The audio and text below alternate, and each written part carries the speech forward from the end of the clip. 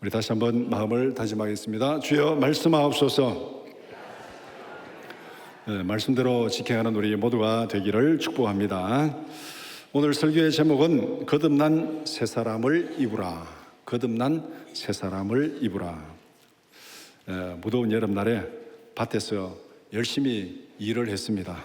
사진을 보니까 당근을 열심히 캐고 있네요. 땀이 많이 나고 힘이 들었습니다. 힘든 일을 마무리하고 샤워를 했습니다. 그 다음 여러분들 어떻게 하시겠습니까? 1번, 땀에 젖은 옷을 그대로 입는다. 2번, 새로운 옷으로 갈아입는다. 어느 쪽이겠습니까? 묻는 사람이 바보죠. 이 질문에 대한 답변이 오늘 말씀의 결론입니다. 이 질문에 대한 답변이 오늘 말씀의 결론입니다. 땀을 흘리고 일을 하고 샤워를 싹 했으면 땀에 젖은 옷은 벗어버리고 새로운 옷으로 갈아입는 거, 그건 지극히 당연한 거. 우리가 거듭났으면 옛사람을 벗어버리고 새사람을 갈아입는 거 지극히 당연한 것이다. 그것이 오늘 말씀에서 말씀하는 내용입니다. 함께 읽은 골로새서 3장 1절에서 10절은 그리스도 안에서 거듭난 성도들의 삶에 대해서 말씀하고 있습니다. 거듭나기 이전에 옛사람을 벗어버리라. 그리스도를 닮아가는 새 사람을 입으라. 이것을 옷 입는 것에 비유해 가지고 옛사람을 벗어버리고 새 사람을 입으라. 그렇게 말씀하고 있습니다. 골로새서 3장 1절에서 10절을 두 단락으로 나눠서 함께 살펴보고자 합니다. 첫 번째는 위의 것을 찾으라. 1절에서 4절. 두 번째는 새 사람을 입으라. 5절에서 10절입니다. 첫 번째 단락, 위의 것을 찾으라. 1절에서 4절은 그리스도 안에서 거듭난 사람이 추구해야 할 목표가 무엇인지를 말씀하고 있습니다. 첫 번째는 거듭난 사람의 삶의 방향을 말씀합니다. 1절, 2절은 거듭난 사람이 살아갈 삶의 방향이 무엇인가? 거듭난 사람은 삶의 방향이 달라져야 된다. 옛날처럼 그렇게 살아가는 것이 아니고 방향이 달라져야 된다. 그렇게 말씀하고 있습니다. 그러면서 위의 것을 찾으라. 위의 것을 생각하라. 1절에 위의 것을 찾으라. 2절에 위의 것을 생각하라. 똑같은 내용이죠. 이 위의 것은 단지 공간적인 개념으로 위의 것이 아닙니다. 위의 것, 아래 것, 5층 것, 1층 것, 그런 의미에서 공간적인 개념이 아니라 하나님의 관점에서 가치 있는 것을 의미하고 있습니다. 하나님의 관점에서 가치 있는 것을 찾고 그것을 생각하라. 그것이 바로 위의 것을 찾으라는 말씀입니다. 다시 말하면 자기 욕심이 아니라 하나님이 기뻐하시는 것이 무엇인가를 찾으라는 거예요. 자기 욕망이 아니라, 자기 욕심이 아니라, 자기가 좋아하는 것이 아니라 하나님이 기뻐하는 것이 뭐겠는가? 그것을 찾으라는 것. 그래서 내 욕심과 하나님이 기뻐하는 것 둘이 잘 대비되는 성경 구절이 우리가 잘 아는 사무엘상 15장 22절입니다. 우리 같이 보겠습니다. 사무엘이 이르되 여호와께서 번제와 다른 제사를 그의 목소리를 청종하는 것을 좋아하심같이 좋아하시겠나이까? 순종이 제사보다 낫고 듣는 것이 순양의 기름보다 나으니. 이 말씀의 문맥은 우리가 잘 아는 내용입니다. 사울 왕이 이제 아말렉을 쳐서 진멸하라고 그 명령을 받고 이제 전쟁을 했습니다. 아말렉이 이겼습니다. 이겼는데 이 아말렉 왕을 사로잡고 그 다음에 거기에 좋은 가축들을 다 이렇게 다 죽이지 않고 살려놓았습니다. 근데 이제 사무엘이 와서 이 양의 울음소리가 뭐냐, 왜 살려두었느냐, 그렇게 이제 이 사무엘에게 추궁을 하니까 사무엘이 답변하는 변명이 뭐냐면은 좋은 것을 살려둔 것은 하나님 앞에 제사 드리려고 살려두었다. 하나님은 분명히 다 죽이라고 했는데 근데 사울은 살려두었어요. 자기 욕심에 있어요. 좋은 것은 다 살려두고 나쁜 것만 죽이고, 그래서 자기 영광을 드러내려고 자기 욕심을 채우려고 살려두었는데 이 사무엘이 뭘 하니까 이제 변명으로 하나님 앞에 제사 드리기 위해서 살려놓은 겁니다. 그렇게 답변하니까 사무엘이 뭐라고 답변합니까? 순종이 제사보다 낫다. 하나님이 기뻐하는 게 뭐냐? 하나님이 기뻐하는 게 뭐냐? 불순종하고 하나님 뜻대로 살지 않으면서 제사 드리는 거, 그거는 하나님이 원하지 않는 거다. 하나님이 기뻐하지 않는 거다. 하나님이 기뻐하시는 것은 하나님의 말씀에 순종하는 것이다. 그것이 하나님이 기뻐하는 것이다. 그렇게 말씀하고 있습니다. 바로 여기서 위의 것을 찾으라, 위의 것을 생각하라는 것은 바로 그런 의미입니다.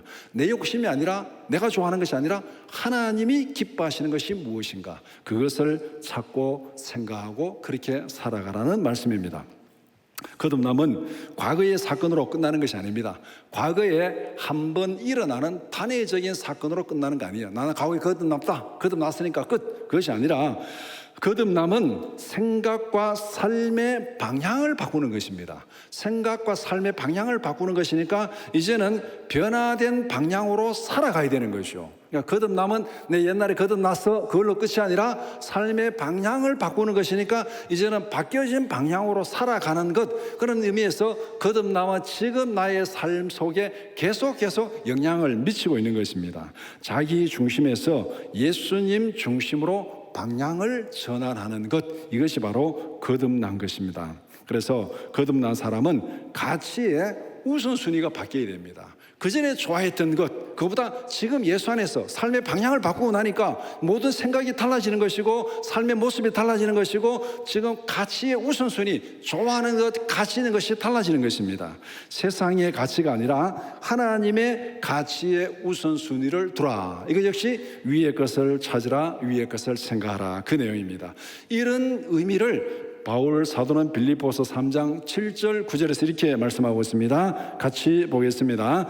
그러나 무엇이든지 내게 유익하던 것을 내가 그리스도를 위하여 다 해로 여길 뿐더러 또한 모든 것을 해로 여김은 내 주 그리스도 예수를 아는 지식이 가장 고상하기 때문이라. 내가 그를 위하여 모든 것을 잃어버리고 배설물로 여김은 그리스도를 얻고 그 안에서 발견되려 함이니 내가 가진 의는 율법에서 난 것이 아니요 오직 그리스도를 믿음으로 말미암은 것이니 곧 믿음으로 하나님께로부터 난 의라.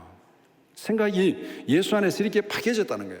예수 안에서 거듭나고 나니까 예전에 좋게 생각하던 것, 가치 있게 생각하던 것, 아름답게 생각하던 것, 그거 다 배설물로 여긴다. 배설물이 뭐겠습니까?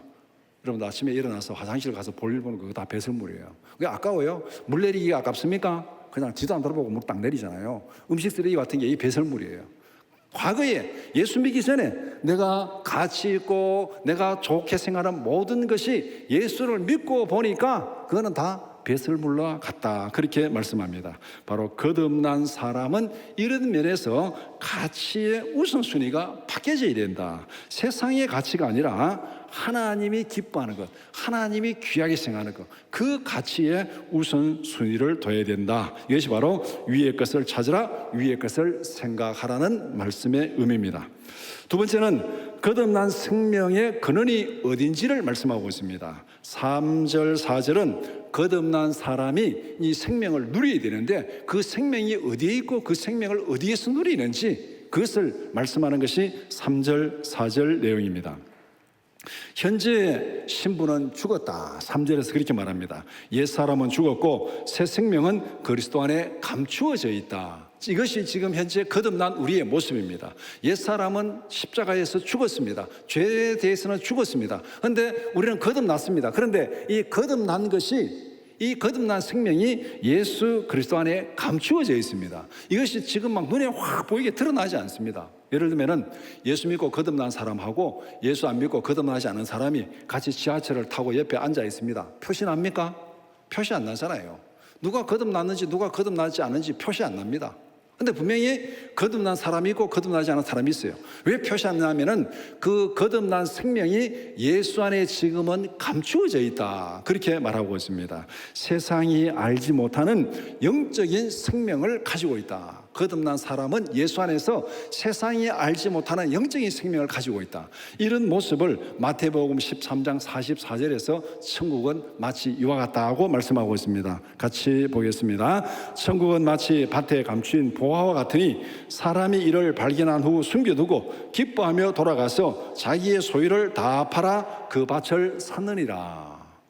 그 안에 보화가 감추어져 있으니까 겉으로 봐서는 아무도 몰라요, 그 밭이. 그런데 그 보화를 발견한 사람만 그 밭의 가치를 아는 것입니다. 바로 거듭난 사람의 모습이 이와 같다는 것입니다. 우리의 생명이 예수 안에 감추어져 있다. 현재 우리의 죄악된 신분은 죽었고 거듭난 생명은 예수 안에 감추어져 있는 상태, 이것이 현재 우리가 믿음으로 살아간 거듭난 사람의 모습입니다.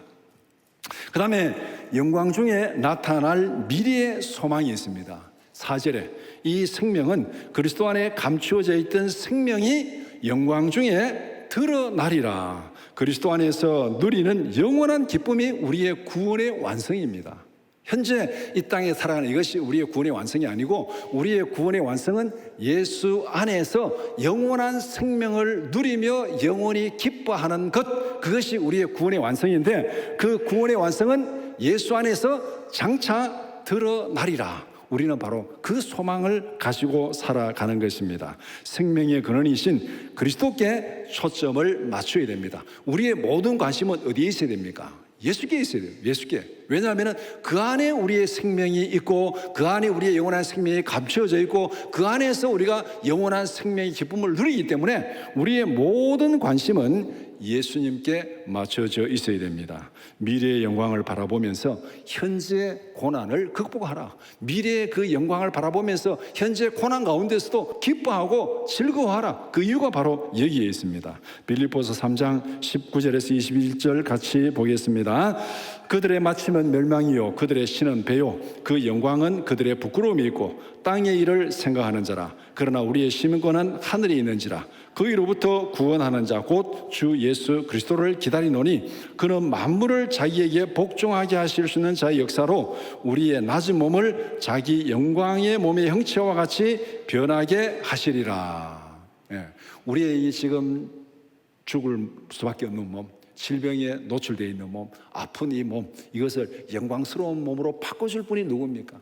우리의 지금 이 생명을 영원한 생명으로 바꿔줄 분이 누굽니까? 예수 그리스도다. 예수 그리스도가 오셔서 우리의 생명을 영원한 생명으로, 우리의 몸을 영광스러운 몸으로 바꿔줄 것이다. 그러니까 우리의 모든 관심은 바로 예수님께 있어야 될 이유가 바로 여기 있는 거예요. 거기에 생명이 있고 거기에 영원한 기쁨이 있기 때문에 그렇습니다. 그래서 거듭난 사람이 누리는 생명의 근원은 예수 안에 있다.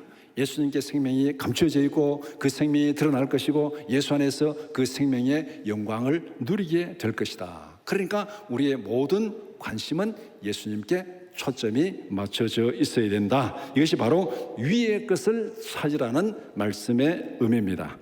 그 다음에 두 번째 단락은 새 사람을 입으라 그렇게 말씀합니다. 5절에서 10절은 거듭난 사람이 변화되어야 할 구체적인 삶의 모습이 무엇인지를 말씀하고 있습니다. 첫 번째는 옛사람의 모습을 벗어버려라. 옛사람의 모습을 벗어버려야 될 이유가 무엇인지를 5절에서 8절까지 말씀합니다. 우리가 거듭났으니까 옛사람의 모습을 벗어버리라 그렇게 말씀합니다. 옛사람의 삶은 하나님을 거역하는 우상 숭배의 삶이다. 왜 벗어버려야 되느냐?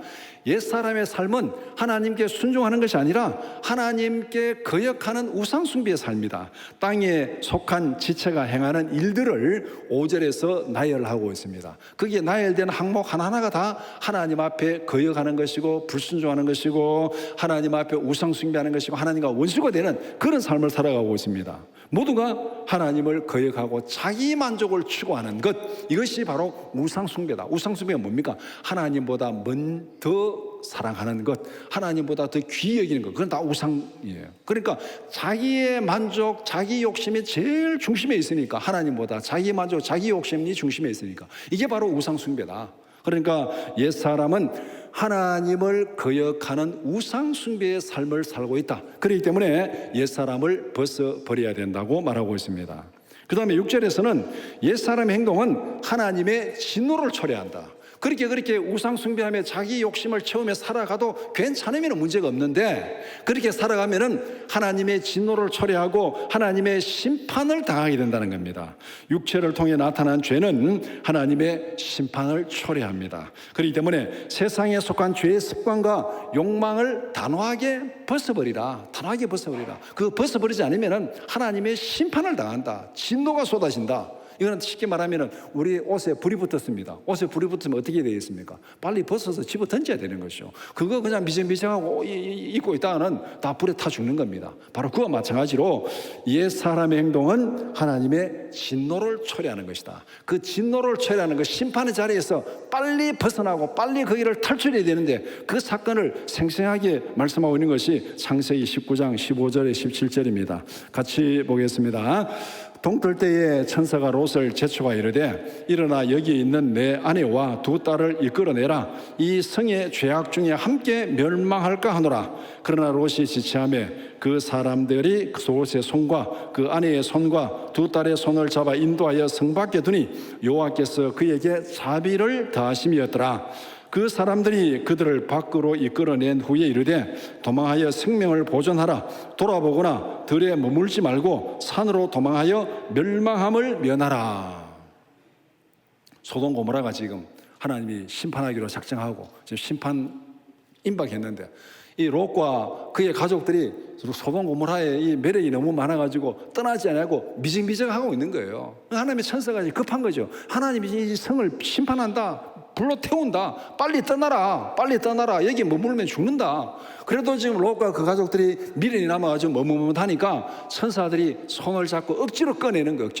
억지로 꺼내. 롯과 그 가족들은 그대로 놔두면은 미련이 남아가지고 거기를 벗어나지를 못해요. 그러니까 천사들이 억지로 꺼내가지고 지금 구원하게 하고 소돔을 멸망시키는 거예요. 그런데 뒤돌아보지 말라고, 미련을 가지 말라 하는데 이 롯의 처가 뒤로 돌아보다가 소금기둥이 됐다는 내용이 그 내용 아닙니까? 여기서 지금 천사들이 롯과 그 가족을 이끌어내가지고 억지로 끌어내가지고 구원하는 거, 이것은 뭐냐면 그들에게 자비를 다하심이었더라, 그렇게 말하는데 오늘 우리도 마찬가지예요. 옛 사람의 모습을 벗어버리지 못하고 그 죄악된 삶에 미련이 남아가지고 우리가 미정미정하고 있는 게 오늘 저와 여러분의 삶의 모습입니다. 그런데 여기에서 하나님께서 우리의 손을 이끌고 끄집어내는데 그게 누구냐면 성령의 역사입니다. 성령이 우리를 죄악된 모습에서 끄집어내는 거예요. 끄집어내는 거. 성령의 인도하심 없이는 우리는 구원받을 자가 아무도 없습니다. 죄악에서 벗어날 자가 아무도 없습니다. 롯이 스스로 놔두면 구원 못 받아요. 마찬가지로 오늘 우리를 그대로 놔두면 우리는 죄악 가운데서 멸망당하고 구원받지 못합니다. 그 자리에서 우리를 손을 잡고 이끌어내는 강력한 역사가 성령의 역사입니다. 지금도 성령은 우리 안에서 바로 죄악에서 벗어나라고 우리의 손을 끌고 지금 나가는, 우리는 지금 성령의 인도함을 따라서 그렇게 거룩한 삶으로 살아가고 있는 것이 우리의 모습입니다. 그래서 옆에 이 사진을 보면은 여기 이제 바위가 하나 이렇게 서 있잖아요. 큰 바위 옆에 조그만 바위가 하나 서 있잖아요. 이게 아마 그 사해 바닷가에 혹시 성지순례를 가보신 분은 아마 이 사진을, 이 바위를 본 기억이 있을 것입니다. 롯의 처가 뒤를 돌아보다가 소금 기둥이 되었다고 사람들이 말하는 바위입니다. 팔공산에서 제일 유명한 바위가 무슨 바위입니까? 갓바위잖아요. 사해 바닷가에서 제일 유명한 바위가 이 바위입니다.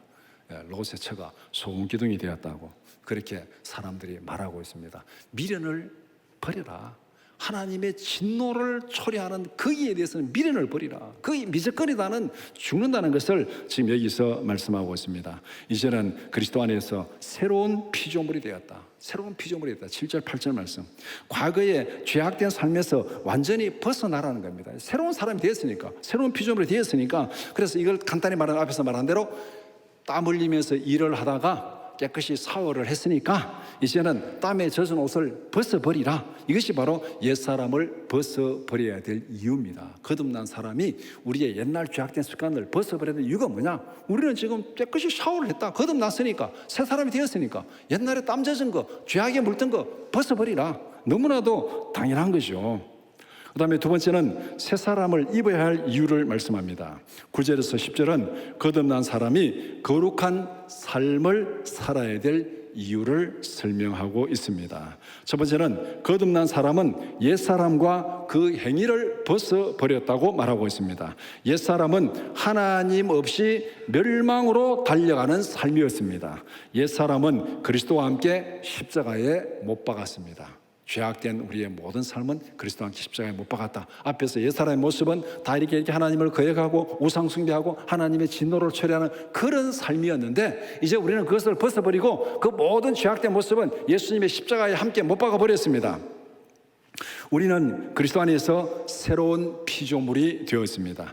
우리의 모든 과거가 예수님께 십자가에 못 박은 죽음으로 끝나는 것이 아니고 예수 안에서 새로운 피조물로 거듭난 거예요. 예수님의 사역이 십자가의 죽음으로 끝난 거 아니잖아요. 예수님은 십자가에 죽으셨지만은 부활하시고 승천하시는 것으로 마무리되는 겁니다. 그와 마찬가지로 우리의 생명도 마찬가지입니다. 예수 안에서 십자가에 못 박혀 죽였지만 현재 자아는 죽었지만은 그 생명이 거듭나서 예수 안에 감추어져 있다가 예수님이 재림할 때 다시 영광스러운 생명의 영광으로 나타난다고 말하고 있습니다. 이것이 바로 거듭난 새로운 피조물이 되었다, 그렇게 말합니다. 고린도후서 5장 17절 말씀 같이 보겠습니다.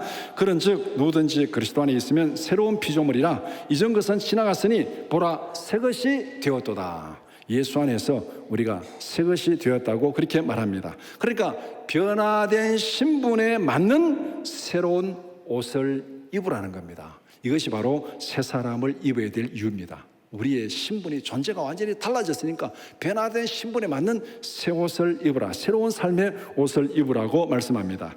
예수 그리스도 안에 있는 하나님의 형상을 회복하라. 우리가 새로운 옷을 입어야 되는데 우리가 입어야 될 새로운 옷이 뭐냐면은 하나님의 형상을 회복하는 거예요.